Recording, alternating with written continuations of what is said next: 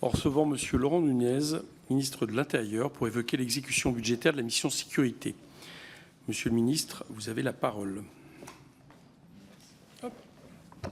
Merci beaucoup, Monsieur le Président. Donc, c'est un plaisir pour moi d'être, Monsieur le Président, Mesdames et Messieurs les députés, c'est un plaisir pour moi d'être devant la Commission des finances de l'Assemblée nationale pour rendre compte de la façon dont la gestion 2025 s'est déroulée au ministère de l'Intérieur. Donc, je vais essayer de restituer le plus fidèlement possible les événements alors que j'ai été nommé ministre de l'Intérieur le 12 octobre 2025. Si je devais qualifier la gestion 2025 du ministère de l'Intérieur, je dirais qu'elle a été placée sous le signe de la responsabilité financière dans un contexte de baisse du déficit public et de l'engagement opérationnel. Bien que la loi de finances pour 2025 se soit inscrite pleinement dans la trajectoire définie par la loi d'orientation et de programmation du ministère de l'Intérieur, avec une augmentation de 820 millions d'euros par rapport à la loi de finances pour 2024, l'exécution des crédits en gestion a conduit le ministère à participer aux efforts de maîtrise du déficit public. Cet effort financier s'est élevé au total à 720 millions d'euros et s'est structuré en deux temps. D'abord, le ministère de l'Intérieur a fait l'objet d'une allocation de crédit à hauteur de 187 millions d'euros en autorisation d'engagement et 180 millions d'euros en CP, en crédit de paiement, dans le cadre du décret du 25 avril 2025, dont 77 millions d'euros en AE et 52 millions d'euros en CP pour la mission sécurité qui nous occupe donc aujourd'hui. Ensuite, dans le cadre de l'élaboration du schéma de fin de gestion, le ministère de l'Intérieur n'a pas sollicité d'ouverture de crédit et pris sous plafond les dépenses non programmées initialement d'un montant de 540 millions d'euros. Le financement des dépenses engagées dans le cadre de la gestion de la crise suite au passage du cyclone Chido, d'une part, donc à Mayotte, 192 millions d'euros, mais également de Garance à La Réunion, 3,4 millions d'euros. Par ailleurs, la sécurisation en Nouvelle-Calédonie à hauteur de 184,3 millions d'euros, l'hébergement des bénéficiaires de la protection temporaire ukrainien à hauteur de 63 millions d'euros, le surcoût lié à la saison feu de très haute intensité qui a été connu lors de l'été dernier, 42 millions d'euros, le paiement de la condamnation de l'État en raison des dommages subis au cours des émeutes de 2024 à l'issue des premiers jugements du tribunal administratif de Nouvelle-Calédonie, afin de limiter la constitution d'intérêts moratoires à hauteur de 31,2 millions d'euros. Et enfin, les économies non réalisées liées aux amendements Kasbarian abandonnés in fine lors de la négociation du projet de loi de finances pour 2025, donc à hauteur de 23 millions d'euros. Donc cette prise sous plafond a notamment été permise grâce au décalage de dépenses liées à la période des services votés et puis à une relocation importante des crédits entre les missions budgétaires du ministère de l'Intérieur, en particulier un renforcement financier de la mission sécurité à partir du programme 216 conduite et pilotage des politiques de l'intérieur de la mission administration territoriale générale de l'État, en raison notamment du décalage de paiement des factures de certains programmes immobiliers, en particulier du site unique de la DGSI. Une opération de fongibilité asymétrique de 30 millions d'euros. Enfin, grâce à un pilotage très fin, notamment de la fin de gestion, permettant un taux de consommation finale de 99,76% pour un délai global de paiement de 12,4 jours. Cette gestion extrêmement responsable a permis au ministère de l'Intérieur de poursuivre les investissements structurants, notamment donc le lancement de la réhabilitation de la caserne de Babylone, le renouvellement et le renforcement du programme de vidéoprotection de la préfecture de police de Paris, le PVPP, la finalisation de la restructuration du commissariat de Béziers, de la construction des commissariats et hôtels de police d'Amiens, de Valenciennes ou encore d'Angers, la conduite du projet Universel, les acquisitions immobilières pour le 4e régiment d'instruction et d'intervention de sécurité civile, la création d'hébergements à la caserne du Glacis du Fort de Vence, la poursuite du développement de l'outil de traitement de données hétérogènes, OTDH, ou encore l'acquisition de moyens mobiles au profit de la police nationale à hauteur de 3 462 véhicules et de la gendarmerie nationale à hauteur de 4 554 véhicules. Pour finir, il convient de relever que le pilotage étroit de la consommation des crédits en fin de gestion a permis au ministère de poursuivre la réduction du montant des reports de charges engagés en 2024.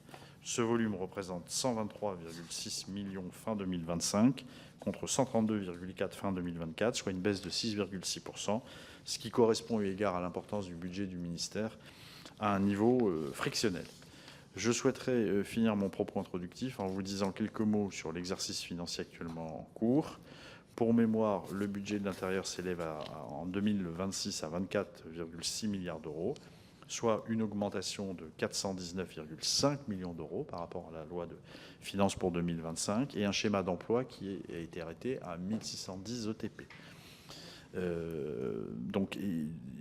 Qui est associé à ces crédits budgétaires, afin notamment de renforcer la police nationale dans ses composantes judiciaires et police aux frontières, ainsi que la gendarmerie nationale pour la poursuite de la création des 239 nouvelles brigades annoncées par le président de la République.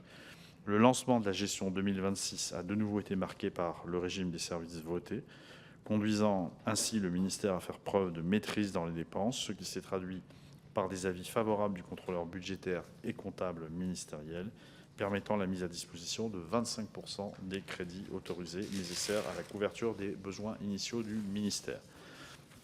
La gestion 2026 va permettre de poursuivre l'amélioration de la qualité du service rendu au public, ainsi que des conditions de travail des agents du ministère.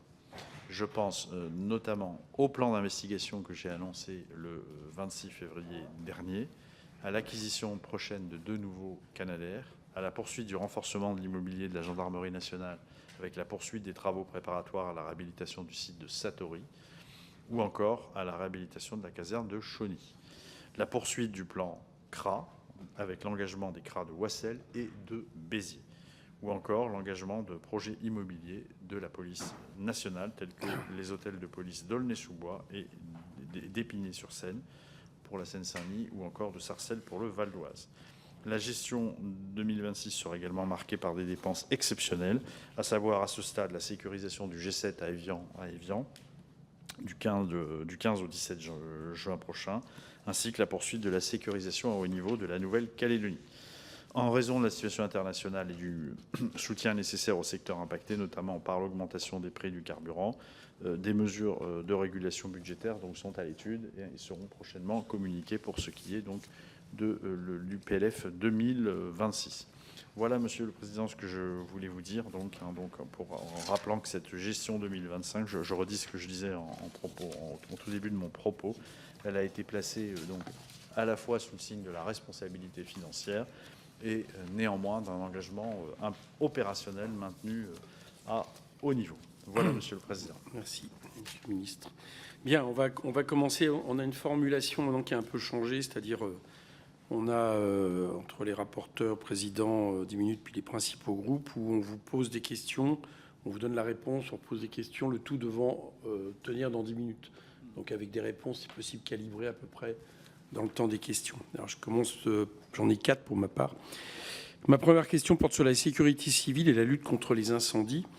Le programme dédié numéro 161 affiche une surexécution massive de plus 55%, qui s'explique notamment par de graves incendies particulièrement virulents, voire même des méga-feux. On se souvient de celui l'an dernier dans l'Aude.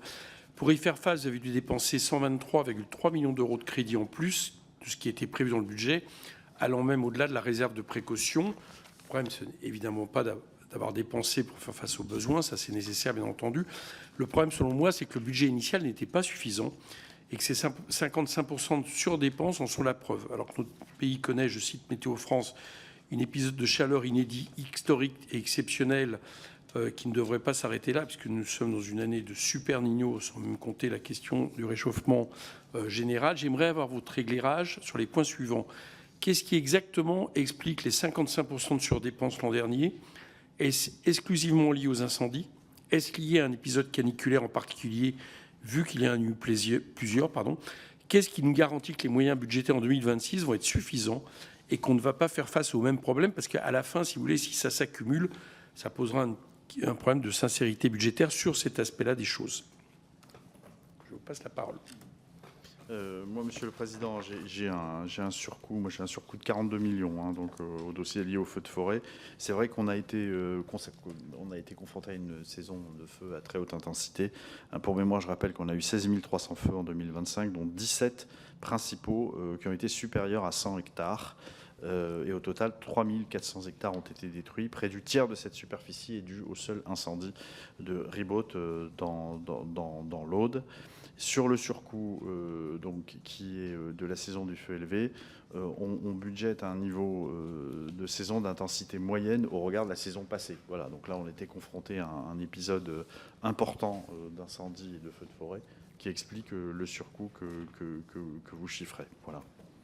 Est-ce que vous croyez que c'est réaliste? Je dis ça parce qu'il y a eu un printemps de l'évaluation qui a été très intéressant avec votre prédécesseur il y a 2-3 ans, où on a commencé à poser le problème des moyens des sapeurs-pompiers en dehors des départements qui d'habitude étaient touchés par les incendies, qui pouvaient cette fois-ci l'être plus du fait du réchauffement, et ça avait donné lieu à des modifications budgétaires dans le PLF.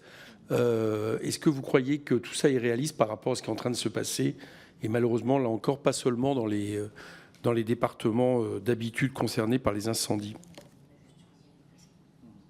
Alors, d'abord, je comprends la différence de surcoût entre la vôtre et la mienne. C'est que dans la vôtre, il y a aussi Chido, apparemment, donc le surcoût lié à Chido. Donc pour les feux de forêt, donc c'est le montant que je vous disais. Et donc la pratique, c'est toujours d'aligner par rapport, on aligne les prévisions par rapport à la moyenne de l'année passée. Donc pour le PLF 2026, on est évidemment à un niveau supérieur. Voilà. Ok. Ma deuxième question porte sur la cybersécurité. Rien qu'en 2026, en l'espace de seulement un mois, et pour parler selon de l'État, 2 cyberattaques majeures ont réussi contre une administration de votre propre ministère, l'Agence nationale des titres sécurisés, et le ministère de l'Éducation nationale contre EduConnect. À propos de l'année passée, la Cour des comptes est assez alarmiste. Elle parle d'une ambition affichée dans le champ du numérique sans traduction dans la programmation qui fait peser un risque de décrochage des forces de sécurité intérieure. Je cite la Cour des comptes. Les moyens disponibles ne représentent, selon la Cour des comptes, que 2,3% des crédits de votre ministère et sont en réalité même sous-exécutés de près de 30%. Autant dire qu'à la fin, il ne reste plus grand-chose. Ma question est donc la suivante. Pourquoi les moyens de sécurité numérique, qui sont déjà minimes, n'ont été utilisés qu'aux 2/3 des crédits mis à votre disposition? Et est-ce que vous pouvez nous garantir qu'à l'avenir, il y ait une souveraineté totale sur les moyens numériques, notamment utilisés par votre ministère? Alors, Monsieur le Président, d'abord sur ces sujets, donc nous, sur la sécurité numérique, on s'organise évidemment de manière à monter en puissance sur ces sujets. Il est parfois compliqué d'ailleurs de déterminer la somme exacte qu'on consacre à la sécurité numérique, puisque tout n'est pas dans le budget des services. On a une grande partie qui est dans le programme 216 aussi. Donc voilà. C'est parfois compliqué pour nous d'identifier les sommes qu'on alloue à cette sécurité numérique. Je veux dire quand même qu'on a renforcé, nous, la programmation numérique des forces de sécurité intérieure, conformément d'ailleurs la Cour des comptes appelle à cela également dans son rapport.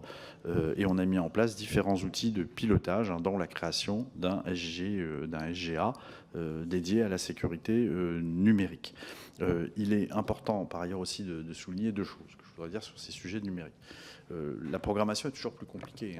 C'est pas comme de l'immobilier, le numérique. Immobilier, on a un bâtiment à construire, on a un coût, on l'évalue. Le numérique, ça évolue. Ce sont des choses qui évoluent en permanence. Les cibles évoluent en permanence. Bon, ça, c'est le premier sujet. Deuxièmement, sur les attaques informatiques, tout ne repose pas dans les dépenses qu'on va mettre en place dans la sécurité numérique. Les attaques que vous avez citées, Monsieur le Président, sont directement imputables à des facteurs humains. Je veux le redire. Ce sont des facteurs humains. Je pense notamment à l'attaque qui a rendu possible la pénétration dans des fichiers importants de souveraineté comme le FPR, pour ne parler que de ce fichier ou du TAJ, mais c'est aussi ce qui s'est passé dans d'autres attaques que nous avons subies, et notamment celle qui a frappé l'ANTS. Donc ce sont des facteurs humains, des protections qui n'ont pas été activées, voilà. Donc tout ça c'est en cours d'investigation, mais il me paraît important de le signaler, et ce ne sont pas forcément les process de sécurisation qui ont été mis à mal. En revanche, ça nous a conduit évidemment à renforcer significativement nos process et notamment généraliser la double authentification. Et sur l'assurance de la souveraineté sur nos outils? L'assurance de la souveraineté sur nos outils. Oui, c'est-à-dire qu'en gros, on utilise des choses qui ne partent pas à l'étranger. J'ai compris. Et vous savez, Monsieur le Président, que j'ai été directeur général de la sécurité intérieure, donc je crois comprendre à peu près ce à quoi vous faites allusion. Je ne doute pas de votre réponse. Non, la sécurité des outils, elle est garantie. Le choix, quand un de mes prédécesseurs comme DGSI avait fait ce choix. C'était un choix qui était lié aux produits qui étaient disponibles sur le marché. Et donc l'outil en question permettait de traiter, offrait des capacités de traitement de données hétérogènes dans des conditions optimales. Il n'y avait pas de produits similaires sur les marchés souverains, les français et européens. Et donc le choix a été fait à l'époque. Il a été reconduit, mais je peux vous confirmer que l'ambition et l'objectif, c'est bien de parvenir à l'utilisation d'outils souverains. Voilà. Donc un contrat a été renouvelé. Le temps que se mette en place un des projets que j'ai cité justement dans le rapport d'exécution comme devant se développer, qui est le projet OTDH, l'outil de traitement des données hétérogènes, qui a vocation à se substituer à tous ces outils de traitement de données hétérogènes et qui d'ailleurs est devenu un outil interministériel en fait maintenant. On a énormément de services de renseignement qui s'y intéressent et pas que ceux du ministère de l'Intérieur. Voilà. Ok, deux questions subsidiaires. D'abord sur la formation de la police et la gendarmerie. L'an dernier, je m'inquiétais déjà du manque de moyens dans la formation, notamment contre le racisme et les discriminations. En 2025, la question de la formation est restée prégnante. On compte 9 625 départs réels de la police nationale en un an, si bien que la Cour des comptes toujours affirme qu'il faut redimensionner un outil de formation pour la police et pour la gendarmerie. Quelles actions dans ce sens ont été amorcées l'an dernier? Quelles sont vos orientations?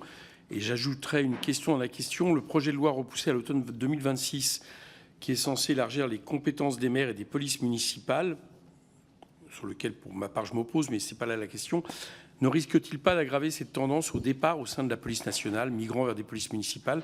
Il y aurait alors évidemment un double risque pour l'égalité face à la tranquillité publique sur le territoire national. Sur la formation donc, à la lutte contre le racisme et à la lutte contre la discrimination, on a en formation continue et en formation initiale des programmes qui sont des programmes à la fois en police et à la fois en gendarmerie qui existent. J'ai reçu récemment un certain nombre il y a des interventions qui ne se font plus, notamment celle de la LICRA, pour des raisons de crédit. Donc j'ai reçu le président de la LICRA récemment et je me suis engagé à essayer de voir si nous pouvions réintroduire les interventions qui se déroulaient, qui ont été interrompues uniquement pour des raisons de baisse de crédit du FIPD, je tiens à le préciser, FIPDR. Voilà. Donc voilà, ça reste une de mes priorités, Monsieur le Président, la formation de nos effectifs au racisme, à la lutte contre la discrimination, à identifier le phénomène, être capable de le traiter à l'accueil du public, ça reste, je vous l'assure, vraiment une priorité. Et pour le projet de loi sur les polices municipales, le départ de policiers et de gendarmes vers les polices municipales, c'est pas quelque chose qu'on constate de manière majoritaire. Moi, je ne constate pas de manière majoritaire, même si c'est vrai que dans l'exécution de nos schémas d'emploi, on constate qu'on peut avoir un peu plus de sorties que ce que nous avions prévu initialement, mais c'est pas forcément vers les polices municipales. Voilà. Moi, je ne crains pas qu'il y ait un attrait accru sur ce projet qui serait dû à quoi? Qui serait dû au fait qu'ils exercent maintenant des compétences judiciaires élargies, notamment, qui serait peut-être dû aussi au fait qu'on assouplit, et ça c'était une demande forte des élus, les conditions d'entrée dans l'emploi de policiers municipal. C'est-à-dire que comme vous le savez, actuellement, il faut repasser tous les tests, toutes les sélections, etc. Et dans ce projet de loi, on prévoit la possibilité d'avoir un système qui sera conçu par le pouvoir réglementaire, dans le cadre de décrets d'application. On a prévu tout un système d'équivalence. Voilà. Mais moi, je n'ai pas de crainte de départ de policiers nationaux ou de gendarmes avec l'application de ce projet. Et juste une question très rapide sur les écarts de délai d'attente pour un titre entre français et étranger. J'interrogeais l'an dernier votre prédécesseur, chiffre à l'appui, en pointant l'inégalité et presque la discrimination qui est qu'en 2024, pour un français, il y a 1 à 3 semaines d'attente. Pour un étranger, plus de 3 à 6 mois d'attente. Proportionnellement, la hausse des moyens humains pour traiter les demandes est de 5% pour les titres étrangers, alors qu'il est de plus 31% pour le traitement des CNI et passeports des Français. Pouvez-vous me dire, en 2025, où en était ce problème ? Le problème pour le traitement des titres étrangers. Oui, en fait, par rapport d'une telle disparité et inégalité entre les titres pour les Français et les titres pour les étrangers. Oui, c'est dû à une augmentation importante du volume de titres ces dernières années. Ces 15 dernières années, on a eu une augmentation extrêmement importante du volume de titres.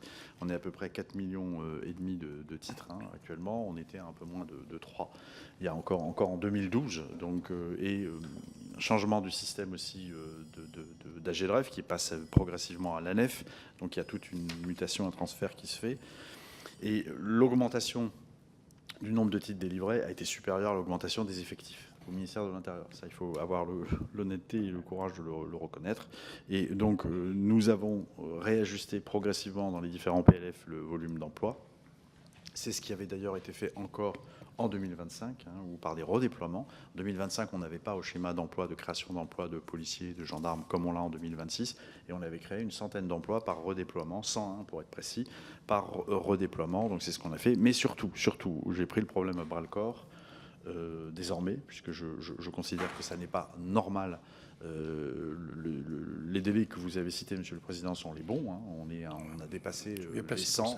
On a dépassé les 100 jours et je considère que ça n'est pas acceptable puisqu'on crée des situations de rupture de droit qui peuvent être dramatiques pour les personnes, notamment pour les personnes qui travaillent, mais pas que. Donc on a décidé, j'ai décidé donc d'une allocation de 500 ETP, l'équivalent de 500 ETP, pour résorber les stocks avec des objectifs extrêmement rigoureux qui ont été fixés au préfet pour améliorer tout ça. Et puis on a modifié aussi un certain nombre de dispositifs, notamment en prévoyant la possibilité d'avoir une attestation d'instruction qui soit délivrée automatiquement et non plus manuellement.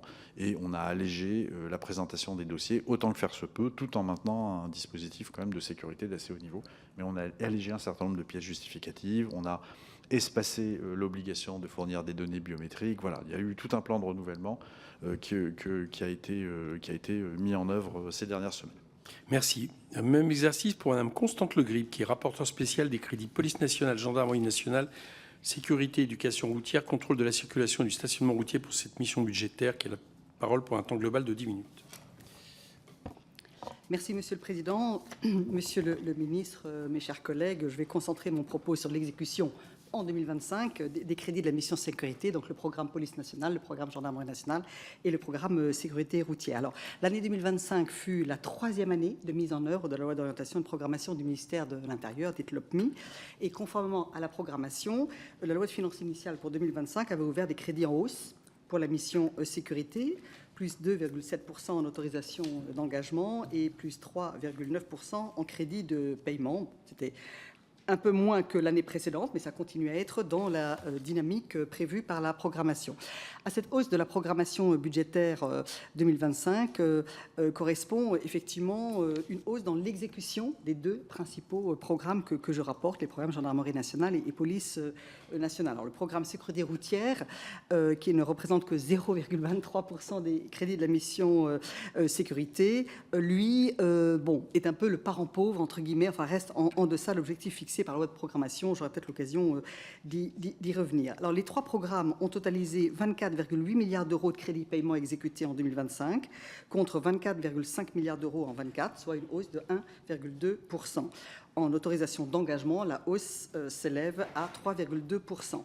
Dans le détail, l'augmentation du niveau des crédits de paiement exécutés est largement portée par le programme gendarmerie, le programme 152, à hauteur de plus 262 millions d'euros, et dans une moindre mesure par le programme police nationale à hauteur de plus de 46 millions d'euros. Et le programme sécurité routière, lui, a perdu quelques 10 millions d'euros en exécution d'une année sur l'autre. Mais je tiens à saluer l'exécution en hausse, globalement, conformément à la priorité accordée par le gouvernement à nos forces de sécurité intérieure et aux objectifs de la LOPMI. Même si en 2025, les dépenses imprévues ou non évaluées initialement ont été moindres que celles que la mission sécurité avait eu à affronter en 2024, Nouvelle-Calédonie, sécurisation des Jeux olympiques et paralympiques, cyclone Chido en fin d'année à Mayotte. Il n'en reste pas moins que le ministère de l'Intérieur doit globalement, en permanence, quotidiennement, faire face à des menaces de plus en plus intenses, de plus en plus changeantes. Et c'est pour ça qu'il est important que les moyens continuent à être à la hausse. Les statistiques publiques sur l'insécurité et la délinquance publiées en janvier dernier témoignent d'une croissance importante de certaines catégories d'infractions sur l'année 2025. Les infractions liées au numérique, enregistrées par nos services de sécurité, sont en forte progression sur un an, plus 14%. Les infractions pour outrage sexuel et sexiste, elles aussi, sont en hausse de 17%. Les infractions liées aux stupéfiants progresse également nettement en 2025, que ce soit pour l'usage ou pour le trafic, plus 8%. Quant au nombre de refus d'obtempérer routiers, ils sont en hausse en 2025 de plus de 11%.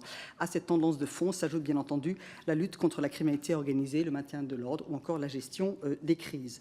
Mais je crois que nous pouvons globalement, en tout cas c'est l'idée que je porte, nous féliciter que l'exécution budgétaire en 2025 soit globalement conforme aux attentes et aux besoins, ainsi que la trajectoire définie par la LOPMI l'avait précisément définie. Parce que dans la période 2020-2025, la mission sécurité dans son ensemble aura connu une hausse très importante de ses crédits exécutés, plus de 21,7% en autorisation d'engagement, plus de 23% en crédit de paiement. Et c'est bien la résultante de la mise en œuvre de la LOPMI, encore une fois, cet accroissement constant. Notamment, je vais insister là-dessus, les 2 protocoles pour la modernisation des ressources humaines de 2022 qui ont connu des accélérations très fortes dans les années 22, 23, 24. Et pour la police et la gendarmerie nationale, cette modernisation des ressources humaines était très importante et les objectifs quantitatifs ont été atteints, voire dépassés pour la gendarmerie nationale. Les dépenses de personnel sont même supérieures à la trajectoire qui avait été prévue par la LOPMI, malgré la stabilisation du schéma d'emploi en 2025. Alors ça m'amène à une première petite question, Monsieur le ministre. Comment faire en sorte que la croissance importante de la masse salariale, que je ne saurais contester, n'affecte pas la capacité du ministère à respecter la trajectoire d'augmentation des effectifs prévus par la LOPMI? Voilà la première question. Est-ce que vous êtes en mesure d'indiquer à la représentation nationale les prévisions de coûts actualisés de ces protocoles à horizon 2027? Est-ce que vous pouvez dire ou redire devant la représentation nationale en matière de création de nouvelles brigades de gendarmerie, d'unités de forces mobiles ou de doublement d'ici 2030, hein, c'est l'objectif affiché de la présence des forces d'ordre sur le terrain, où en sont les différents engagements de la LOPMI. J'en profite pour évoquer rapidement, Monsieur le Président, avec votre aimable autorisation, un petit sujet que j'évoque régulièrement depuis plusieurs années dans les rapports spéciaux que je présente, c'est celui de la contribution au FPIPHFP, l'emploi des personnes en situation de handicap. C'est très important. Le non-respect de l'obligation de 6% des personnes en situation de handicap par le ministère de l'Intérieur a des conséquences en termes d'amende, entre guillemets, de pénalisation financière de l'ordre de 30 millions d'euros. Mais cette obligation d'emploi de personnes en situation de handicap vaut pour tous les effectifs de la police nationale sans aucune distinction, actifs comme personnel administratif, technique et scientifique. Et donc, il y a là une petite difficulté. Est-ce qu'on ne pourrait pas imaginer, je n'ai pas encore de réponse à cette question, de faire évoluer par voie réglementaire les paramètres de cette obligation d'emploi s'agissant c'est le cas pour la police et la gendarmerie nationale, de certains métiers qui sont très spécifiques et pour lesquels il est difficile d'envisager de recruter des personnes en situation de handicap. En ce qui concerne les dépenses d'investissement, je me félicite que l'exécution de l'année 2025 traduise un effort réel de reprise pour la gendarmerie nationale. C'était très attendu, très attendu. L'augmentation des dépenses d'investissement exécutées entre 2024 et 2025 pour la gendarmerie nationale est très sensible et s'élève à plus de 294,3 millions d'euros en autorisation d'engagement et plus de 136 millions d'euros en crédit de paiement, avec une priorité accordée à l'immobilier. Et là encore, on sort de plusieurs années de grosses difficultés. Les crédits sont peut-être pas tout à fait à la hauteur des attentes et des cibles visées, mais l'effort est réel. La Direction générale de la gendarmerie nationale a indiqué dans une note d'exécution budgétaire qu'une trajectoire immobilière LOPMI annuelle a été fixée à 100 millions d'euros pour l'entretien courant et à 400 millions d'euros pour l'investissement. Bon, on n'est encore pas tout à fait là. Est-ce que vous pouvez nous redire les chiffres sur ces deux postes, entretien et investissement, entretien courant et investissement? Quel est l'état réel de l'exécution entre 2022 et 2025 pour la gendarmerie nationale? Pour la police nationale, je relève, à l'instar de la Cour des comptes, que le niveau d'engagement des crédits d'investissement est encore un peu faible, que les autorisations d'engagement comme les crédits de paiement ont été sous-exécutés. Et donc, est-ce que vous pourriez, Monsieur le Ministre, nous faire un point sur les objectifs d'investissement dans la police de la police qui découlent de la LOPMI et qui sont très, très attendus par nos concitoyens et par nos policiers, bien évidemment. Je ne veux pas être trop longue sur le compte, la mission sécurité routière et le compte d'affectation spécial pour le contrôle de la circulation et du stationnement routier. Bon, les crédits sont... Voilà, sont en berne, comment dire. Je ne veux pas, encore une fois, être trop longue. Il me semble simplement que face à la hausse du nombre de tués sur les routes et des nouvelles conduites à risque, que nos forces de l'ordre sont parfaitement bien placées pour constater, protoxyde d'azote, rodéo urbain et autres comportements parfaitement délinquants. Il me semble qu'il faut qu'on retravaille un peu le sujet par-delà les masses budgétaires. Il y a peut-être d'autres capacités de mobilisation, d'autres instruments de répression plus dissuasifs et plus efficaces. Voilà, j'en termine là. Monsieur le Président, je voulais simplement, à travers vous, Monsieur le Ministre, remercier toutes nos forces de sécurité intérieure très engagées dans la sécurité des personnes et des biens, dans la protection de nos compatriotes et qui font ça avec beaucoup de professionnalisme, de motivation et je dirais dans la durée. Et j'espère que nous aurons bientôt l'occasion à l'Assemblée nationale d'examiner le projet de loi Riposte qui a été récemment adopté par le Sénat et qui tente à apporter un certain nombre d'outils et de moyens supplémentaires en termes d'action et d'opérationnalité à nos forces de sécurité intérieure. Je vous remercie, Monsieur le Président. Monsieur Merci. le Ministre. Bon, je rappelle quand même à tout le monde que les règles qu'on s'est données, c'est un temps global qui inclut les réponses du ministre. Oh. Ce qui fait que... Ah bah c'est clair. Je ne pense pas qu'il va répondre en 30 secondes. Donc allez-y, prenez le temps. Mais enfin, je le dis pour la suite, quoi. Bah oui, c'est pas ce qu'il m'avait dit. Là, par contre, il faut éteindre votre micro, parce que là, il ne va pas répondre. Merci. C'est bon. Merci, Monsieur le Président. Merci, Madame la députée, de vos mots de remerciement pour les forces de sécurité. Et merci par avance de me rappeler éventuellement les questions si j'en oublie, parce qu'il y en avait beaucoup, et qu'il faut que je les mémorise. Non, juste pour commencer sur la question de la réalisation du schéma d'emploi du doublement tel qu'il était prévu à la LOPMI, qui prévoyait 8400 ETP, donc entre 2023 et 2027. Les créations d'emplois s'élevaient fin 2025, donc à 5809 et même 7419 par rapport à l'objectif de 8400 si on intègre le schéma d'emploi 2016, qui est un schéma d'emploi à 1610, que je rappelle. Et plus précisément, pour le détail, s'agissant des forces de sécurité intérieure, si je détaille, pour la police, c'était 3850 ETP qui étaient prévus sur la période, et la réalisation est de 3078 et même 4078 si on intègre le schéma d'emploi pour 2026, qui sur les 1610 est à 1000. Donc on sera en surexécution là pour le coup de la LOPMI. Et pour la gendarmerie, c'était 3540 sur la période 2023-2027.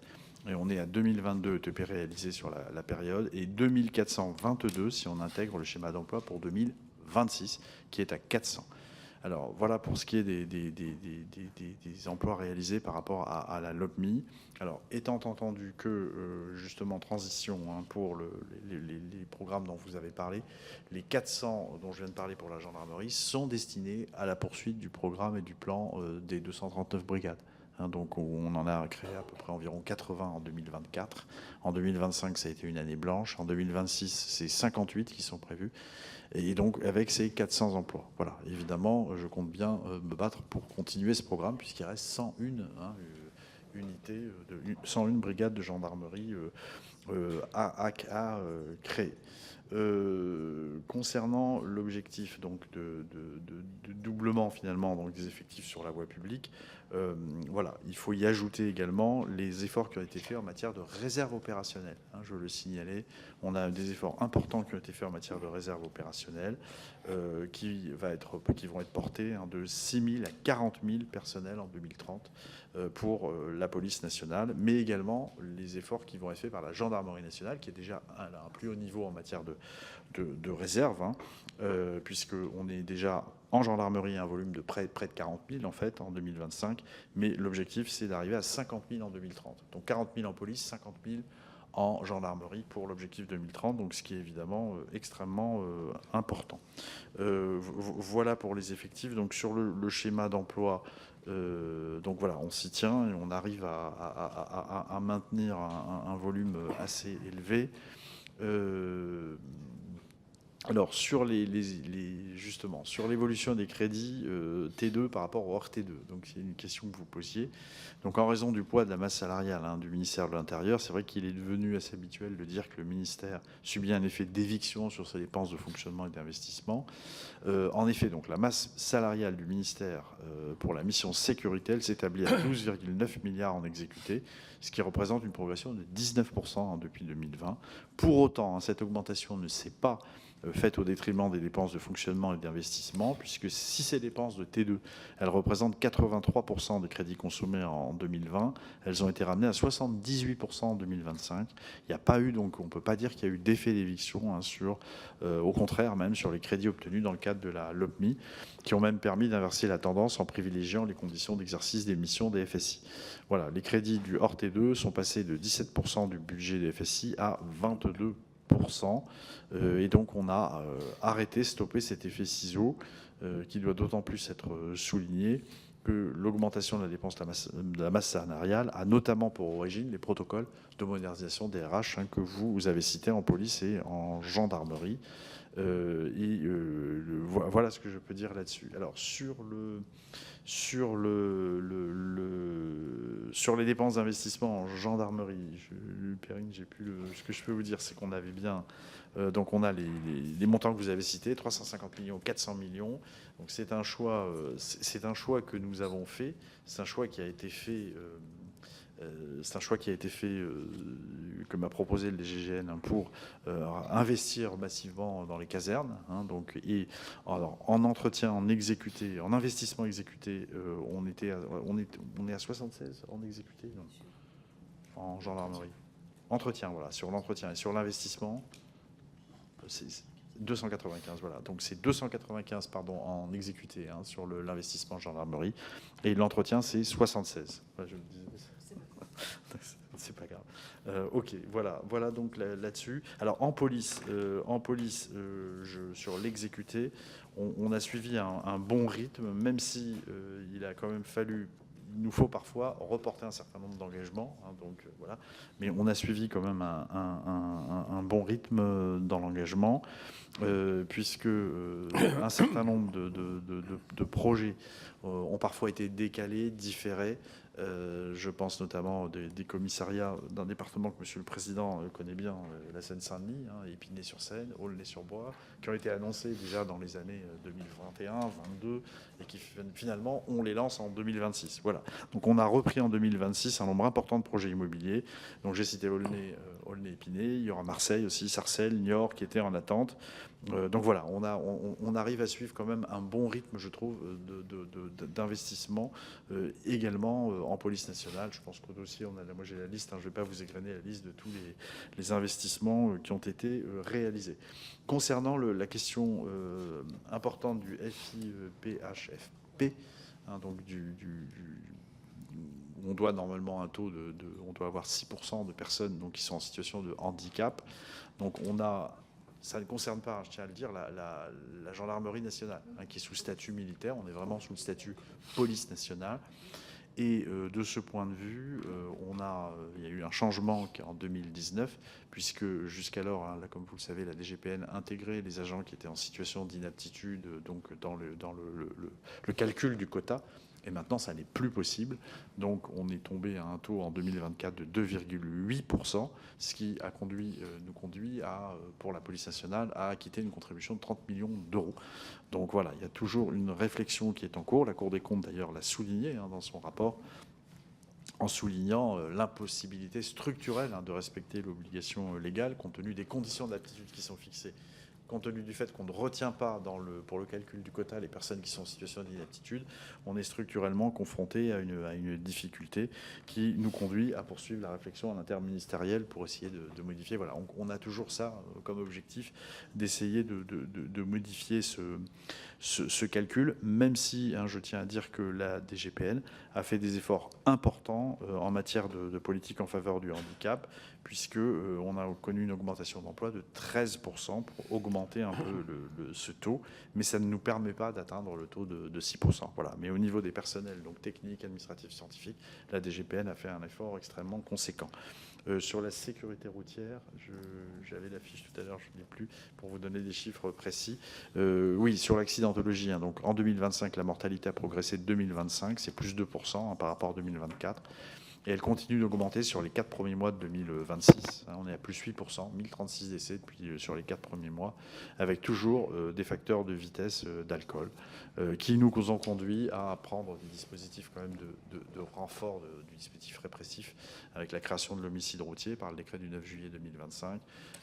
Et puis, on aura aussi dans le projet de loi de riposte, donc aussi j'espère qu'il arrivera très vite à l'Assemblée nationale, et on aura l'occasion de débattre de beaucoup de mesures qu'il contient. On a prévu également un certain nombre de sanctions supplémentaires, de peines complémentaires ou de sanctions administratives supplémentaires pour renforcer le dispositif de sécurité routière. Voilà, vous me dites si j'ai oublié. Bon, ça va aller. Bon, merci. Voilà, j'espère que le ministre de l'Intérieur ne m'en voudra pas d'avoir été laxiste avec le temps de parole qui correctement est imparti, et je compte sur Damien Maudet pour rétablir un peu plus la situation.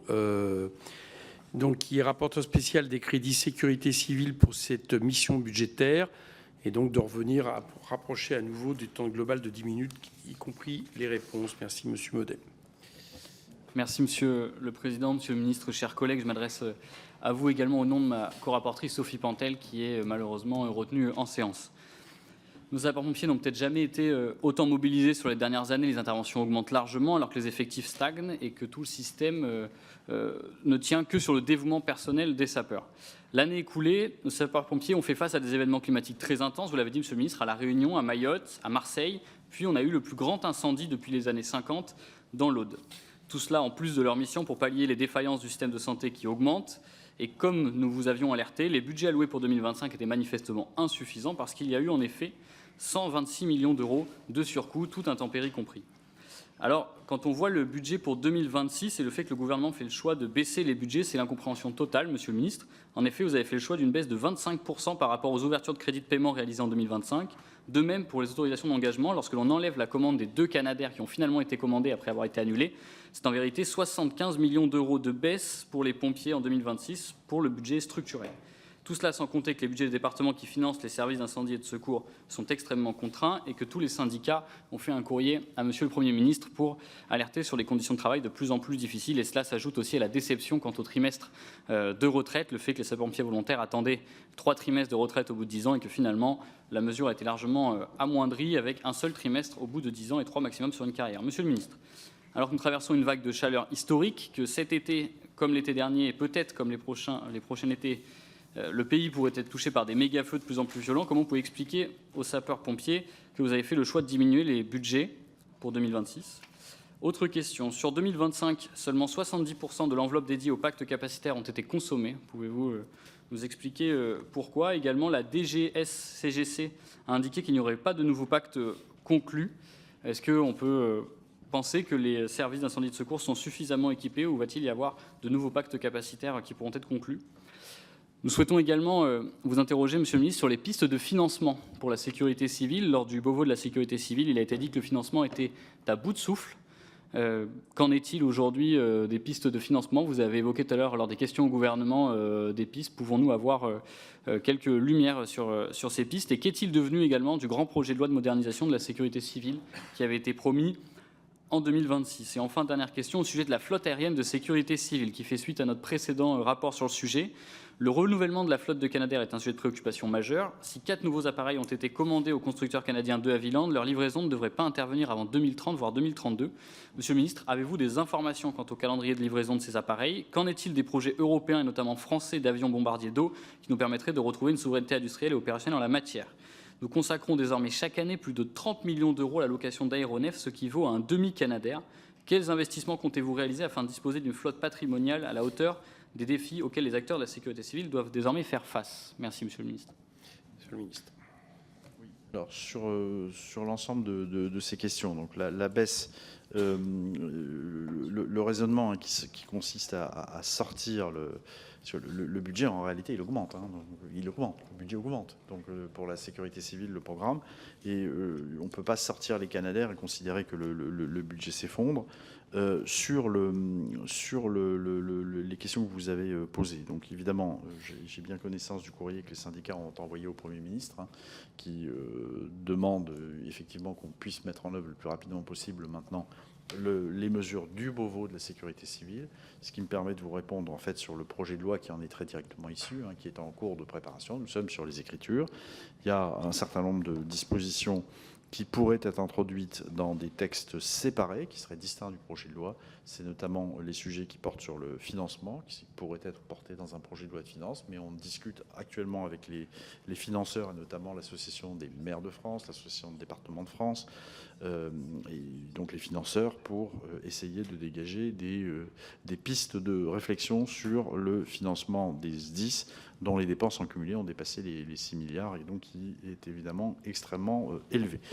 Donc voilà, on poursuit ce travail. D'ailleurs, j'ai évoqué, vous avez raison de rappeler que j'ai répondu à une question d'actualité de votre collègue co-rapporteur cet après-midi, en indiquant également que sur le contrat territorial qui vise à organiser le secours d'urgence, à mieux coordonner le secours d'urgence dans chaque département à la main des préfets, la réflexion et l'écriture se poursuit et il n'est pas complètement exclu, voire c'est ce que souhaite le ministre de l'Intérieur, qu'on ait un amendement au projet que porte Madame Françoise Gatel pour inscrire dans le dur ces contrats territoriaux qui sont très attendus par les professionnels et par les sapeurs-pompiers, compte tenu du poids que pèse aujourd'hui le secours d'urgence.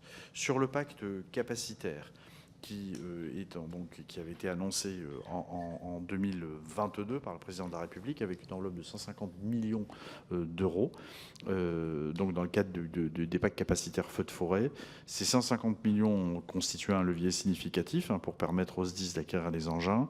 Les collectivités, elles, y ont ajouté une enveloppe de 100 millions d'euros.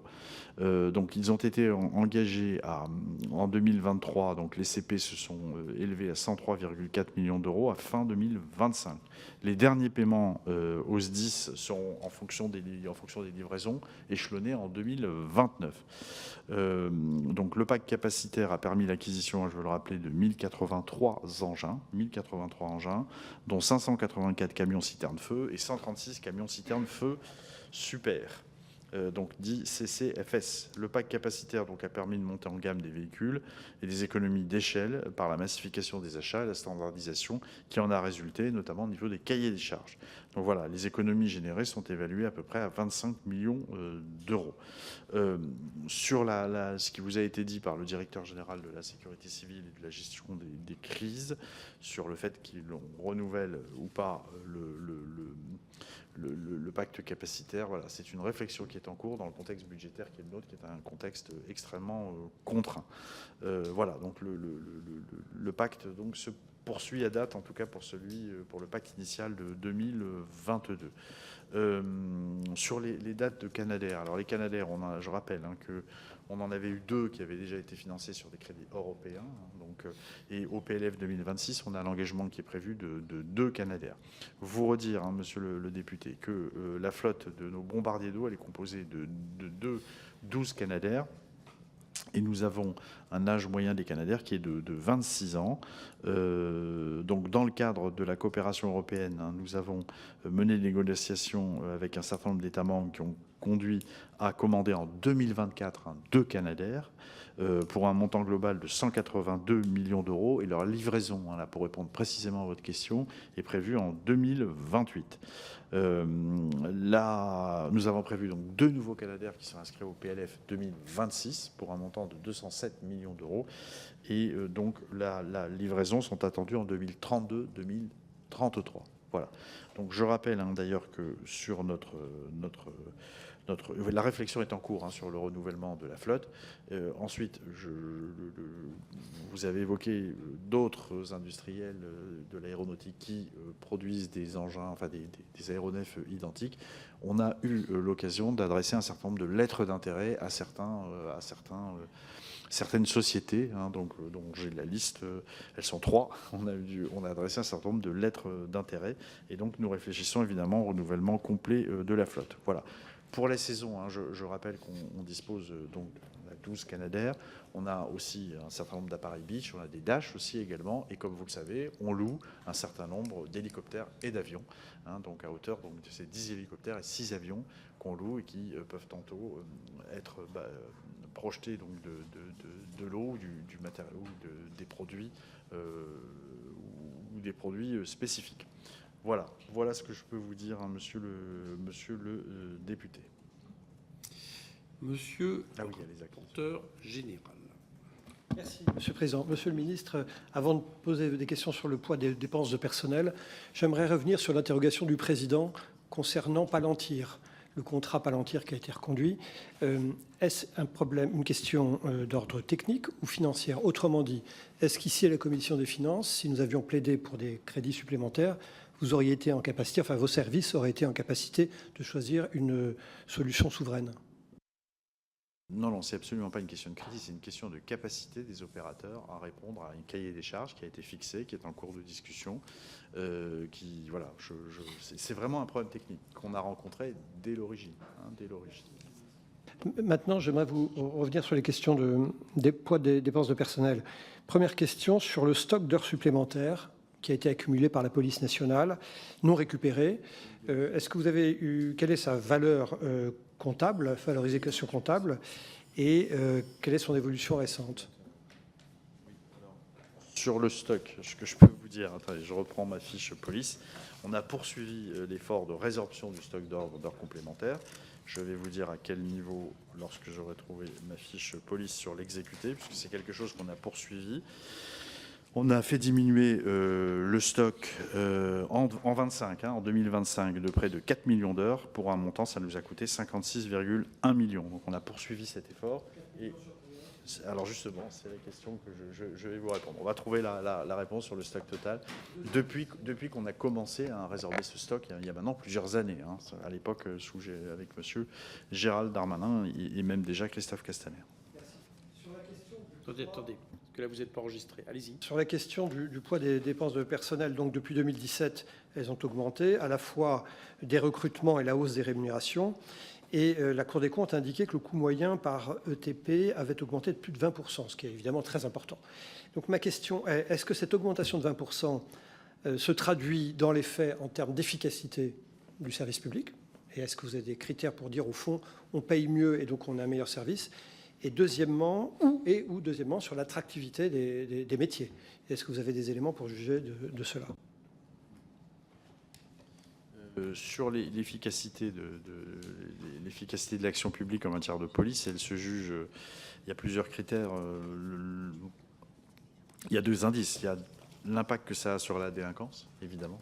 Bon, et c'est les statistiques de la délinquance. Madame la députée Constance Legris a rappelé certains des indicateurs qui ont été rendus publics en 2025, hein, où il y a des items où les choses s'améliorent et d'autres où ça devient plus compliqué. Hein. Pour faire très simple, sur les atteintes aux biens, on est plutôt dans une phase d'amélioration.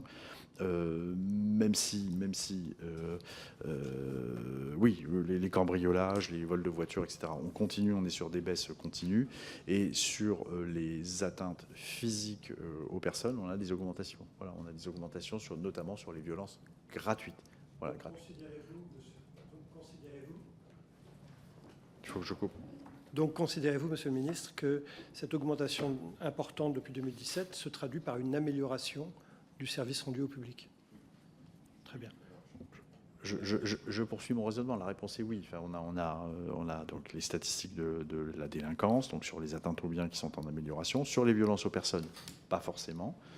On a une inquiétude récente en 2026 sur les vols-violences qui repartent à la hausse alors qu'on était sur un process de diminution significatif. Hein. En 2016, dans ce pays, j'aime bien rappeler les chiffres de temps en temps parce que ça remet parfois les pendules à l'heure, mais en 2016, il faut savoir qu'on n'était pas loin de 100 000 vols-violences dans ce pays. On est tombé à 50 000 en 2025, n'empêche que ça augmente d'1%. Donc on va être attentif à ça. Moi, je considère effectivement qu'il y a une amélioration de la qualité du service rendu. C'est aussi la perception qu'en ont les usagers. Plus d'effectifs, ça permet de mettre plus de monde sur la voie publique. Et donc, il y a effectivement une amélioration, il me semble, du service rendu. Merci beaucoup. Sur la trajectoire financière de la LOPMI, elle a été construite sur des hypothèses d'inflation de taux qui étaient ce qu'ils étaient. Vous savez que tout ça est très perturbé aujourd'hui, très modifié. Est-ce que le surcoût actualisé de la programmation a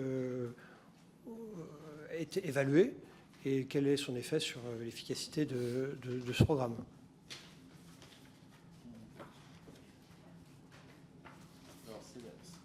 En fait, c'est la question que vous posez, c'est la question de la condition de la mise en œuvre de la LOPMI, en fait.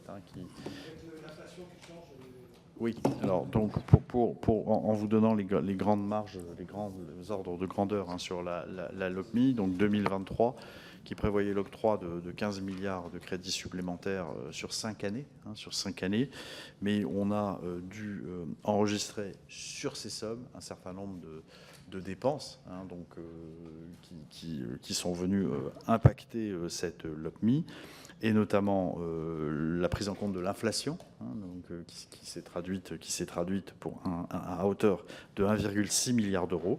Puis il y a eu les mesures salariales interministérielles, donc qu'il s'agisse de mesures internes au ministère ou de mesures à caractère interministériel, qui nous ont grévé de 4,5 millions d'euros. Et puis on a eu un certain nombre de dépenses qui ont été prises au fil des ans sous plafond, donc autre que l'impact de l'inflation et les mesures salariales interministérielles. Je parlais tout à l'heure de l'accueil des réfugiés ukrainiens. Je parlais de l'incidence d'un certain nombre de cyclones, d'intempéries, Chido, Garance, la saison des feux. Voilà, on a eu un certain nombre de dépenses supplémentaires qui sont venues se gréver là-dessus. Néanmoins, sur ces 15 milliards, on maintient un niveau donc de 7 milliards de gains de la LOPMI qui ont permis de progresser dans nos investissements et dans les recrutements. Voilà, c'est le niveau à peu près qu'on évalue. C'est le niveau à peu près qu'on évalue. Voilà, c'est ça. Évidemment, je tiens ces documents à votre disposition. Le stock restant d'heures supplémentaires, c'est encore 14,6 millions. Voilà, il nous en reste 14,6 à la fin 2025, après avoir apuré des 4 millions dont j'ai parlé. Absolument. Voilà pour la LOPMI, on pourra vous donner le détail de ces différentes marches, mais qui faisaient partie du deal initial. Il n'y a pas de nouveauté, mais on a eu quand même un coût de l'inflation important, des mesures catégorielles importantes, mais ce qui ne nous a pas empêché de... Par exemple, pour vous donner un exemple, ça n'a pas permis d'honorer chaque année le rythme de renouvellement du parc mobilier tel qu'il était prévu, par exemple. Donc on était sur 3 000 en gendarmerie, 3 000 en police. Il y a des années, ça a été moins. Et des années, ça a été plus, comme l'année dont je rends compte devant vous. En 2025, je rappelle, c'est 3 500 police, 4 500 gendarmerie. Bien. Vous avez remarqué qu'il y a deux formes. Il y a le côté ping-pong qu'on a utilisé avec le président, et puis il y a le côté... toutes les questions à la fois et réponses. Là, l'idée de l'esprit, c'était plutôt le côté ping-pong. Chacun fait ce qu'il veut. Stéphanie Galzi pour le Rassemblement national, pour 10 minutes par exemple. Merci, Monsieur le Président. Pour moi, ce sera deux questions bien distinctes. Monsieur le ministre, dans ma circonscription, dans l'Hérault, j'ai rencontré plusieurs jeunes réservistes. Et le constat est préoccupant. La plupart de ceux qui sortent de formation ne reçoivent pas leur pactage complet. Ils peuvent pourtant être mobilisés et envoyés sur le terrain, mais la totalité de l'équipement indispensable à leur mission n'est pas présente. C'est une situation à la fois incohérente, dangereuse et indigne de l'engagement que ces citoyens offrent à la nation. Un exemple illustre l'ampleur du problème. Un réserviste formé depuis 1 an attend toujours sa carte professionnelle. Certes, cette carte ne l'empêche pas d'être déployée, mais elle révèle un dysfonctionnement administratif profond. Car comment justifier qu'on puisse envoyer un réserviste sur le terrain sans pactage complet, parfois même sans disposer de l'ensemble des documents administratifs nécessaires? Certains n'ont reçu leur équipement que depuis quelques jours, après des mois d'attente. D'autres n'ont toujours rien et plusieurs m'ont indiqué avoir dû acheter eux-mêmes une partie de leur matériel sur leurs propres moyens pour compenser les manques de votre administration. Dans le même temps, votre ministère affiche l'ambition de porter la réserve de police à 30 000 membres d'ici 2030, soit 20 000 de plus qu'aujourd'hui. Mais comment croire à cet objectif quand vous n'êtes pas déjà en mesure d'équiper correctement les réservistes actuels? Comment envisager un triplement des effectifs quand le strict nécessaire n'est pas fourni à ceux qui sont déjà engagés? Ma question est donc directe. Comment expliquez-vous ces délais inacceptables, ces incohérences administratives et ce manque de moyens structurels? Et quelles mesures concrètes comptez-vous prendre pour que la réserve de police soit enfin équipée, soutenue et respectée à la hauteur de l'engagement de ses membres? Je vous remercie. Monsieur le ministre. Oui, Madame la députée, c'est une question extrêmement précise qui est localisée dans le département de l'Hérault. Donc, ce que je peux vous confirmer, c'est qu'on a un objectif fort d'augmenter la réserve. Je disais tout à l'heure, c'est 6 000 et l'objectif, c'est d'arriver à 40 000 pour la police nationale. Donc, on a des crédits, évidemment, chaque année qu'on dégage pour ce faire. Et il y a effectivement un certain nombre de dysfonctionnements qui ont été constatés à la suite d'un changement de titulaire du marché de l'habillement, mais qui n'a d'ailleurs pas concerné que les réservistes, malheureusement. Donc on a sous pilotage du cabinet du ministre, on a repris les choses en main et les choses sont de nouveau rentrées dans la normalité depuis maintenant la fin de l'année 2025. Donc je vais regarder ce qui se passe dans l'Hérault au niveau des réservistes. Nous, on n'avait pas connaissance de ces difficultés particulières. Ce que je sais, c'est que en police, sur l'exécution, sur la LFI, je l'avais, il faut que je le retrouve, sur la LFI 2026, on continue à s'engager pour la promotion de la réserve. On veut vraiment monter en puissance sur le dispositif de réserve et je crois que j'avais le montant en police qu'on va de nouveau engager. Je retrouverai après, mais on poursuit les efforts en matière de réserve. Voilà, et pour l'Hérault, je vais regarder. Allez-y, monsieur. Merci pour votre réponse, monsieur le ministre. En 2025, les missions de sécurité intérieure représentent 25,3 milliards d'euros, soit près de 1% du PIB, pour un résultat qui interroge autant sur l'efficacité que sur la cohérence stratégique de votre ministère. La Cour des comptes pointe une situation préoccupante. Malgré des budgets toujours plus importants, nos forces de sécurité continuent de subir une crise profonde des effectifs et un retard préoccupant dans les investissements structurants. Les départs restent massifs, 12% dans la gendarmerie, 7,5% dans la police nationale. Autrement dit, nous payons plus pour garder moins. Nos forces s'épuisent, tandis que l'État peine toujours à fidéliser durablement ceux qui protègent les Français. Cette fragilité a une conséquence directe, elle asphyxie l'investissement, notamment dans le numérique. En 2025, seuls 2,3% des crédits y sont consacrés. Pourtant, à l'heure où l'intelligence artificielle bouleverse les pratiques criminelles, où les cyberattaques contre les administrations se multiplient, où les données personnelles de millions de Français sont menacées, ce retard numérique devient un risque stratégique majeur. Vous affirmez vouloir investir l'espace cybercriminel et doter les forces de sécurité d'un équipement à la pointe du numérique. Mais comment atteindre cet objectif lorsque la France reste loin derrière les standards européens et internationaux ? Par ailleurs, les difficultés touchent particulièrement les fonctions administratives, entraînant une double peine. Perte de compétences clés, notamment numériques, réaffectation d'agents opérationnels pour combler les vides, aggravant encore la tension dans les brigades et commissariats. Monsieur le ministre, votre ministère fait aujourd'hui face à une équation impossible, crise des effectifs, retard numérique et pourtant un objectif affiché de 7 300 recrutements d'ici 2027. Ma question est donc simple.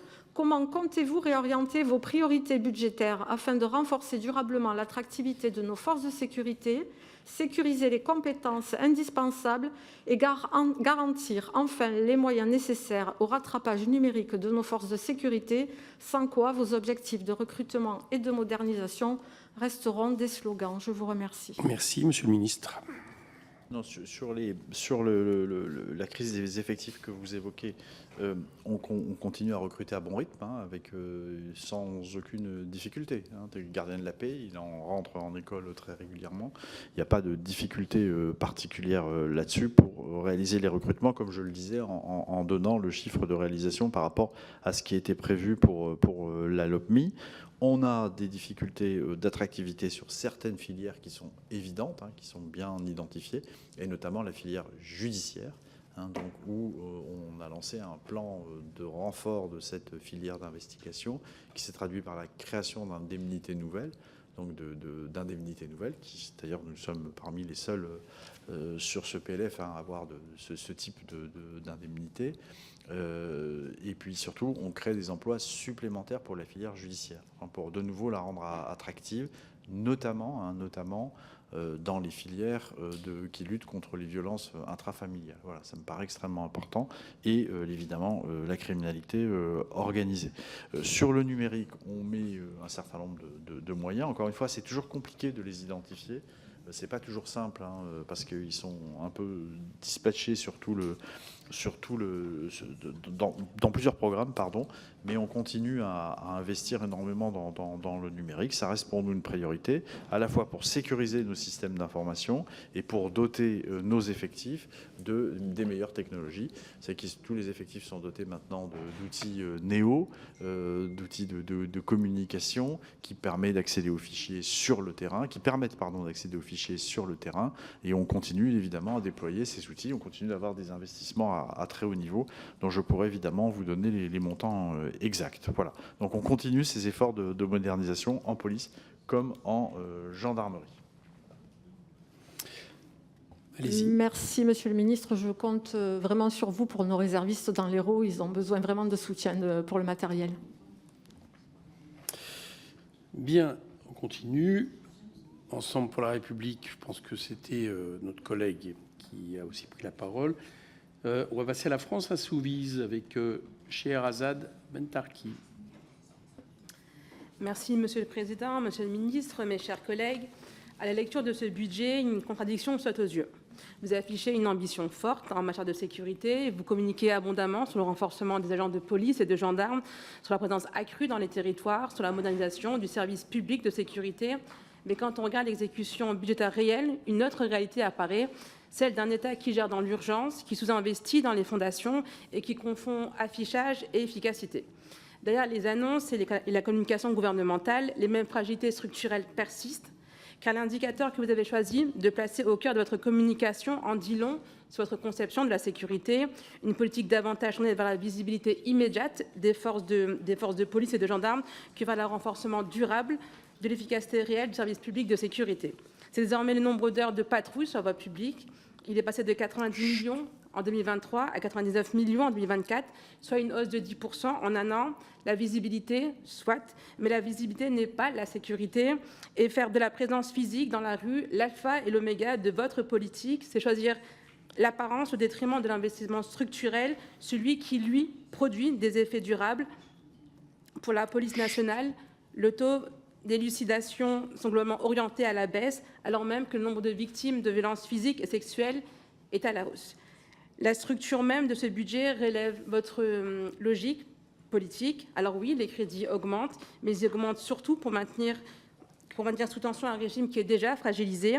La Cour des comptes le dit elle-même. La surexécution des dépenses de fonctionnement de la police nationale est devenue structurelle et elle ne s'explique pas uniquement par des crises exceptionnelles comme celle des Outre-mer. Autrement dit, votre budget repose sur une logique de sous-budgétisation chronique. Les crédits initiaux ne couvrent pas réellement les besoins opérationnels de la police et de la gendarmerie.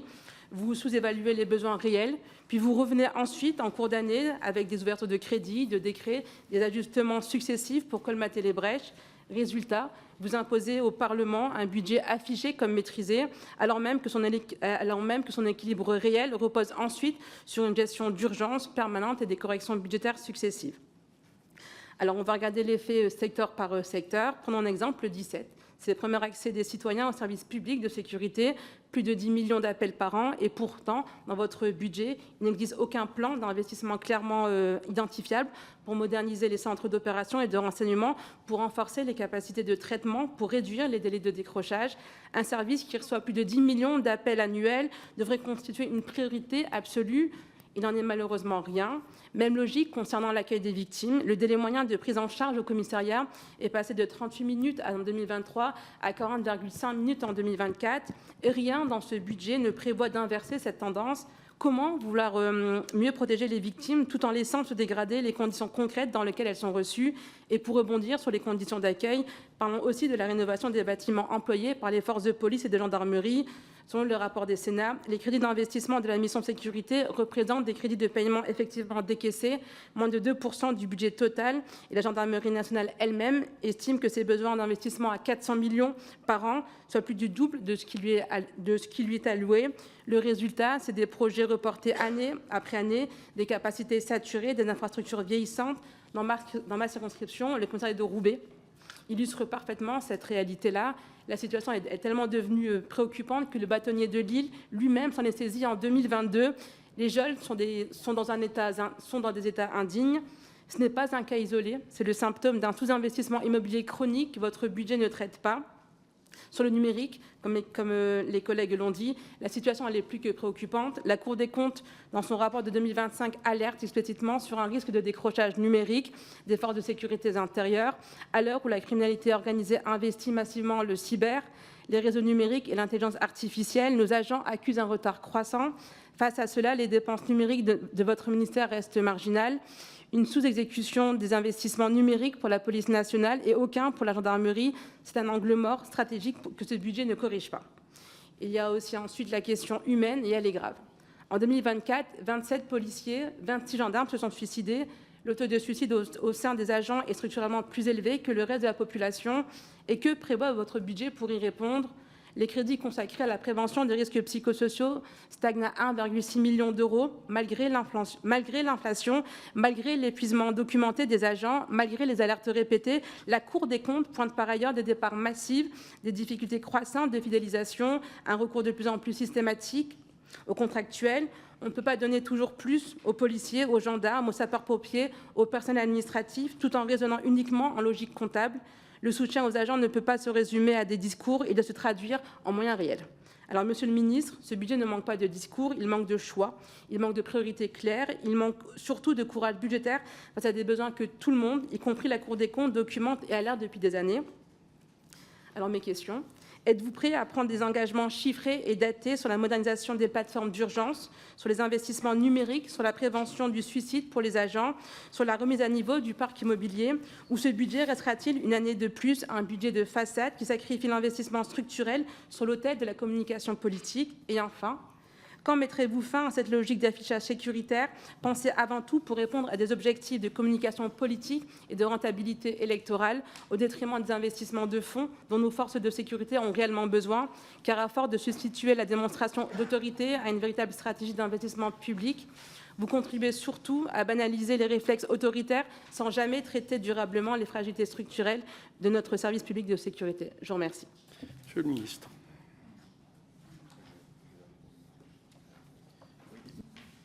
Merci, Monsieur le Président. Merci, Madame la députée. Je crois que vous décrivez c'est pas qu'un budget d'affichage, hein, c'est vraiment un budget.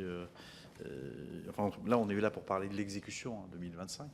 Et le budget 2026 qui a été adopté n'est pas un budget d'affichage, c'est un budget volontariste qui poursuit les efforts qui ont été les nôtres en matière d'équipement des policiers, en matière d'immobilier. Alors évidemment, il y a des choix qui sont faits compte tenu du contexte budgétaire.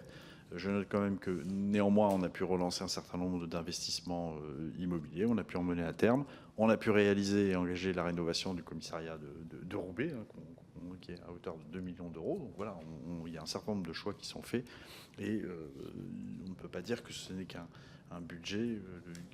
Nous investissons également. Je le disais tout à l'heure en répondant à Madame la députée Constance Le Grip, on est passé d'une part d'investissement du budget qui était 17%, qui est monté à 22%, et ça englobe évidemment, y compris l'investissement numérique. On ne parle pas que d'investissement mobilier dans ce qui a été dit. Vous avez évoqué un certain nombre de problèmes qui sont évidemment extrêmement importants et qui ne sont pas du tout loin d'être négligés, qui ne peuvent pas se réduire au volume et au montant que ça représente au budget, notamment sur le traitement des appels 17, où des efforts importants ont été faits, continuent à être faits, notamment sur la prévention des risques psychosociaux, où nous faisons énormément d'efforts dans la police nationale et également dans la gendarmerie nationale. C'est quand même un problème pour nous qui est extrêmement important. Il y a des dispositifs qui se sont mis en place partout, dans toute la police nationale, pour prévenir les suicides. Et sur le délai moyen d'accueil en commissariat, là aussi, il y a des chartes d'accueil, il y a des dispositifs qui sont mis en place pour faire en sorte que les choses soient beaucoup plus fluides. Voilà, je crois qu'on ne peut pas dire que ce sont des sujets dont on ne se préoccupe pas, même si c'est vrai que ça ne représente pas les masses budgétaires les plus importantes. Mais ce sont des sujets qui sont pris à bras-le-corps dans l'ensemble de nos budgets. Voilà, je ne vais pas revenir sur l'immobilier, vous dire tout ce qu'on a fait en 2025, hein, ça figure évidemment au rapport d'exécution, mais on a continué à investir de manière assez significative, me semble-t-il. Sur le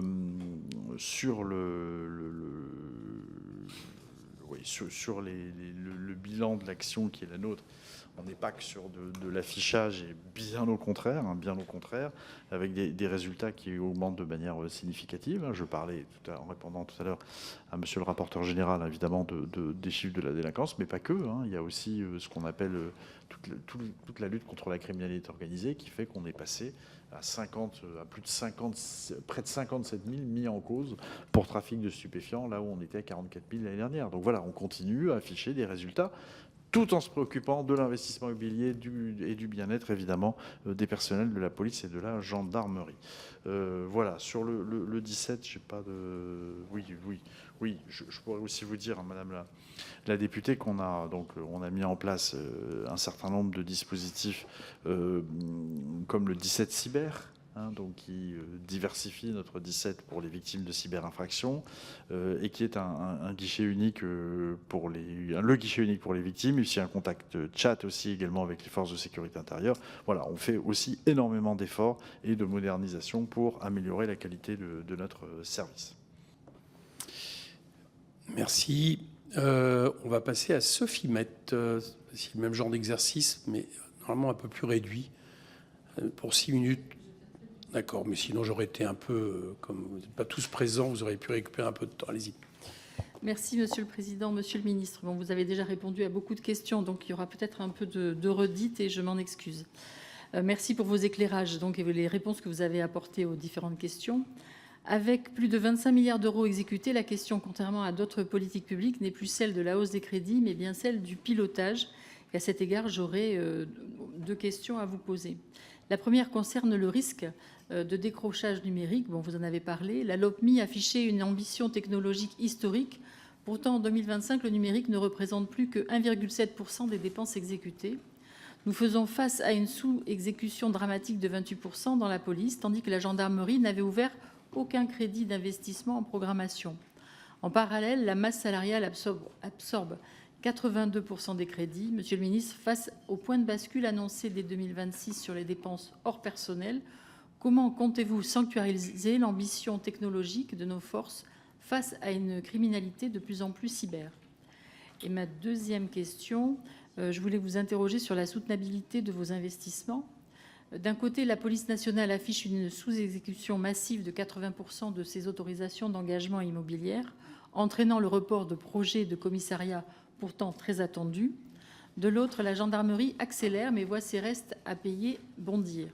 Au total, la mission sécurité traîne un stock de 6,1 milliards d'euros de restes à payer fin 2025. Cette situation donne l'illusion d'une dynamique d'investissement, mais risque d'asphyxier en réalité les budgets des exercices futurs. Monsieur le ministre, pensez-vous qu'une LOPMI actualisée serait nécessaire? Je vous remercie. Monsieur le ministre. Merci, madame la députée. Donc, dans le cadre de sa note d'exécution budgétaire pour 2025, la Cour des comptes indique que si le ministère de l'Intérieur affiche une ambition dans le champ numérique des FSI, elle considère que ça ne se traduit pas dans l'évolution des crédits. Bon, c'est ce que vous dites un peu en soulignant ce décrochage. Je crois qu'il faut dire, dans un contexte de multiplication finalement des menaces cyber, nous avons confirmé les enjeux numériques pour les forces de sécurité intérieure. C'est quelque chose d'extrêmement important. En 2025, pour la police et la gendarmerie, il y a eu des investissements assez forts dans le numérique. 60 millions d'euros pour la police, 17 millions d'euros pour la gendarmerie nationale en matière numérique, dans des projets aussi divers que cybercrime, le FAED, Pharos, les caméras piétons, les programmes d'appui investissement, Brigade 4.0, la lutte anti-drone. Il faut toujours avoir également en tête que en matière d'investissement numérique, on se heurte toujours à deux difficultés principales. La première, c'est la difficulté à recruter toujours évidemment les bons profils, la disponibilité des supports des recrutements. Et pour ce qui concerne le ministère, on a engagé une démarche aussi de réinternalisation numérique dans le recrutement, et notamment on a dégagé 50 ETP qui ont permis de réinternaliser un certain nombre de prestations numériques. Donc ça, c'est un point extrêmement positif, ce qui nous a permis de réaliser 6 millions d'économies nettes. Voilà, donc pour ce qui est du numérique, on continue évidemment à investir. Et entre 2025 et 2024, la progression des chiffres que je vous ai donnés, c'est plus 18% sur le numérique. Et on poursuit également cet effort en 2026. Voilà. Sur la question de la nécessité, de revoir la LOPMI. Bon, on arrive effectivement en 2027 à la fin de la LOPMI.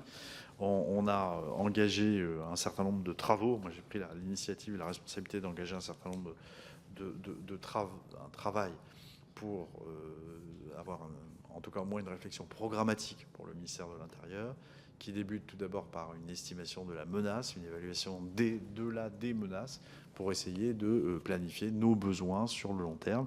Et ensuite, on travaillera sur le capacitaire. Voilà. Dans le contexte budgétaire qui est le nôtre, évidemment, il n'y a aucun engagement pris de ma part, mais c'est une réflexion que nous devons avoir. Elle a un caractère de toute façon programmatique. Et ces travaux ont été lancés sous l'égide du secrétaire général du ministère et de l'inspection générale de l'administration avec les directions compétentes. Donc il y a une revue d'effectifs qui est passée, une revue de programme qui est passée, et on aura bien un programme et une réflexion sur ce sujet qui sera de savoir, voilà, il y a des échéances électorales qui arrivent, on verra après 2027 si ce projet voit le jour. En tout cas, il est de notre responsabilité au ministère de l'Intérieur, en toute hypothèse, de lancer cette réflexion, et elle a bien été lancée. Félicie Gérard pour le groupe Horizon. Merci, Monsieur le Président. Monsieur le Ministre, nous vous auditionnons cet après-midi car nous devons évaluer les politiques publiques relatives à l'exécution budgétaire de la mission sécurité. Le rapport spécial démontre que l'exécution budgétaire est globalement conforme à la trajectoire pluriannuelle décidée dans la LOPMI, à l'exception cependant du programme 207 sécurité routière qui apparaît sous-exécuté à hauteur de 23% en autorisation d'engagement et 27% en crédit de paiement par rapport à la loi de finances initiale. Les indicateurs de mortalité routière et les indicateurs d'accidents restent pourtant à des niveaux élevés. Pourriez-vous nous indiquer les raisons de cette sous-exécution? Cette dernière est-elle due à des retards administratifs, à des difficultés opérationnelles ou autres? Autre sujet, nous serons tous d'accord sur ce point, je pense, la route doit être un espace sécurisé et un espace de tranquillité publique. Or, Monsieur le Ministre, comme j'ai eu l'occasion de vous interpeller à ce sujet récemment lors des questions au gouvernement, la multiplication des rodéos urbains empoisonne le quotidien de nos compatriotes. Ces rodéos amènent des atteintes graves à la sécurité de nos concitoyens et à la sécurité de nos forces de l'ordre qui sont régulièrement mis en danger.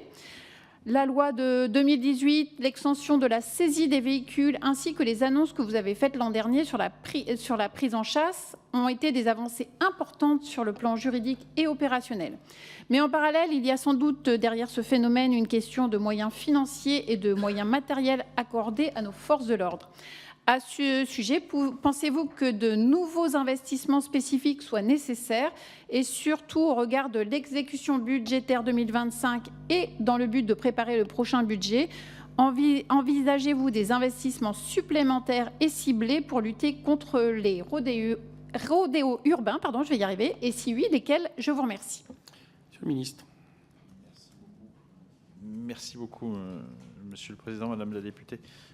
Sur les rodéos urbains, je vais commencer par ce sujet. Il y a effectivement un effort qui est fait sur ce phénomène des rodéos urbains, donc en deux roues, voitures motorisées, qui prend des formes très diverses. Ça peut être dans des jeunes en moto, parfois qui ne sont même pas homologués sur certains quartiers, et on va jusqu'à des rodéos avec des séances de tuning qui sont organisées sur certains parkings, des courses. On a eu encore une blessure extrêmement grave le week-end dernier sur une personne qui a eu le pied arraché sur un accident dans le cadre de ce qui était un rodéo urbain. Est-ce qu'on a besoin de moyens supplémentaires? Sans doute de moyens juridiques. C'est ce qu'on a introduit dans le projet de loi riposte en durcissant les sanctions, en durcissant la capacité de saisir le véhicule, en prévoyant une interdiction administrative de conduire tout véhicule terrestre à moteur, y compris ceux qui n'ont pas qui ne sont pas soumis à l'obligation d'avoir un permis. Donc, je ne pense pas qu'il faille forcément des investissements supplémentaires. Je pense plutôt que voilà, il faut qu'on durcisse les sanctions, qu'on ait sur ces sujets un arsenal qui soit plus répressif. Sur la question des prises en charge, c'est vrai que sur les prises en charge, les forces de l'ordre ont des instructions précises, qui est de lancer des prises en charge en cas de rodéo et notamment de refus d'obtempérer, tout en veillant évidemment à assurer la sécurité de l'équipage et de la personne qui est poursuivie. Ça reste la règle, mais on demande quand même à ce qu'il y ait effectivement ces prises en charge. Voilà, je pense que c'est plutôt dans la réponse qu'on apporte, à la fois pénale, administrative, et dans la réponse sur le terrain, dans les interventions systématiques sur les rodéos urbains, que l'on peut évoluer.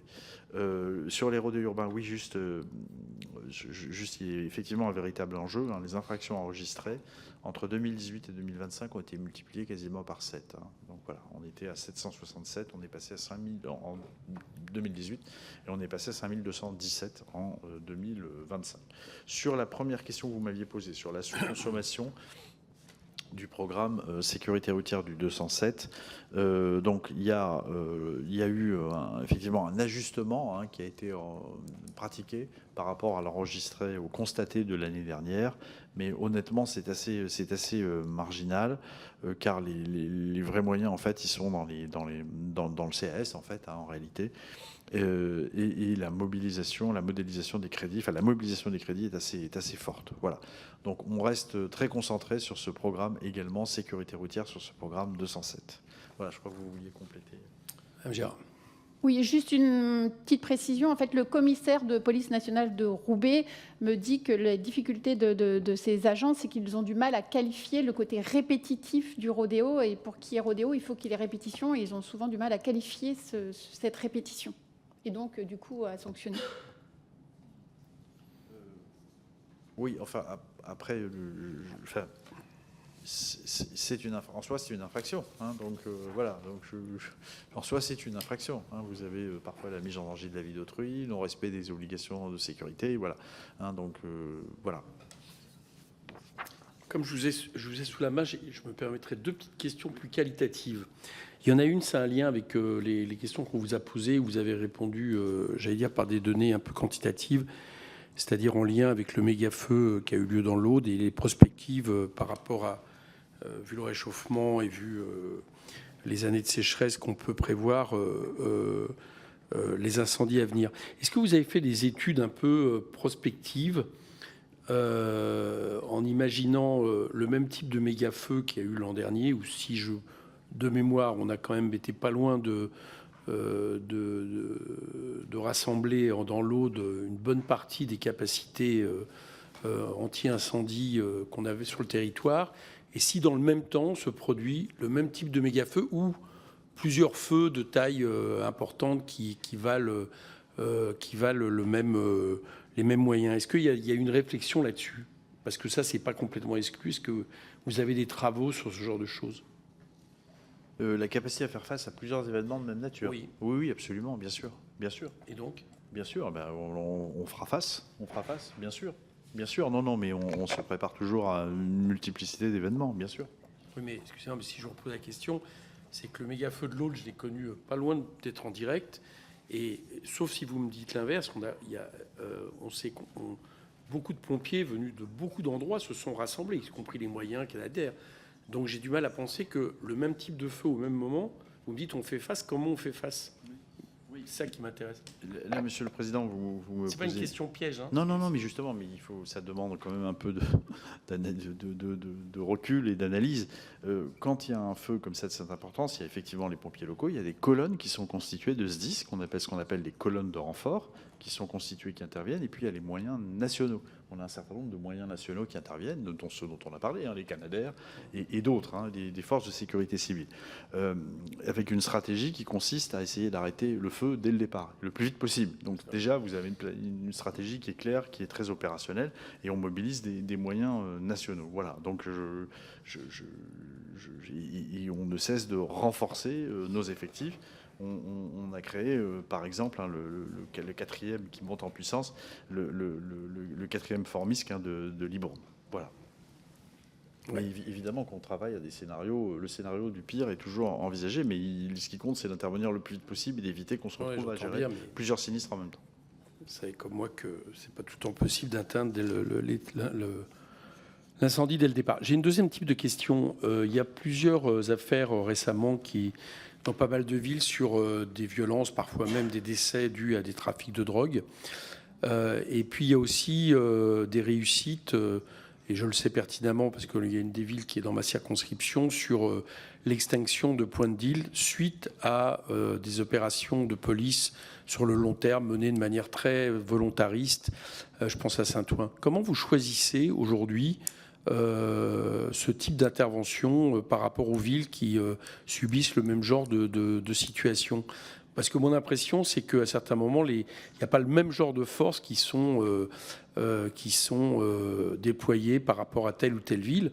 Alors, je ne dis pas peut-être que ce n'est pas possible de le faire en même temps sur toutes les villes, mais comment vous choisissez ça? Quels sont les éléments déclencheurs pour le retenir? C'est un travail d'investigation des forces de sécurité sous l'autorité des parquets. Parce que pour être efficace en matière de stupes, il faut démanteler complètement les réseaux. C'est ce qui a été fait à Saint-Ouen, que vous citez, qui montre d'ailleurs que le narcotrafic n'est pas une fatalité. Saint-Ouen, il y avait 7 points de deal importants, vous connaissez ça très bien. On échangeait d'ailleurs à l'époque lorsque j'étais préfet de police. Il faut démanteler le réseau de A à Z, et c'est ce qui a été fait à Saint-Ouen, c'est ce qui a été fait dans d'autres quartiers. C'est des choix d'investigation des policiers qui les proposent au parquet. Après, tous les ministres de l'Intérieur, et je continue dans cette veine, ont aussi eu l'intention, un peu aussi, d'orienter les services d'enquête. C'est-à-dire que c'est quand même toujours mieux de privilégier, de cibler en priorité les réseaux qui enquiquinent le plus la vie des gens. Voilà.